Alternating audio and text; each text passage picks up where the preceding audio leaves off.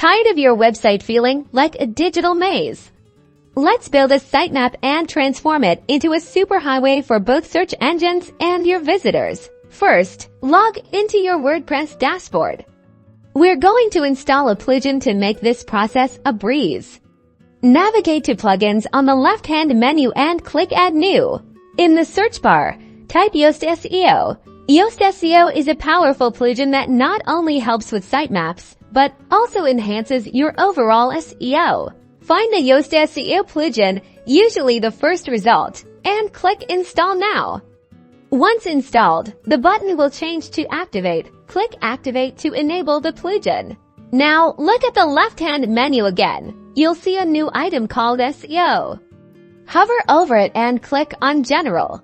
In the General settings, click on the Features tab. Scroll down until you see XML Sitemaps. Ensure that the XML Sitemaps option is toggled to on. If it's already on, great. If not, switch it on and click Save Changes at the bottom of the page. To view your sitemap, click the See the XML Sitemap link that appears near the XML Sitemaps setting. This will open your sitemap in a new tab. This is your sitemap. It's a structured list of all the important pages on your site.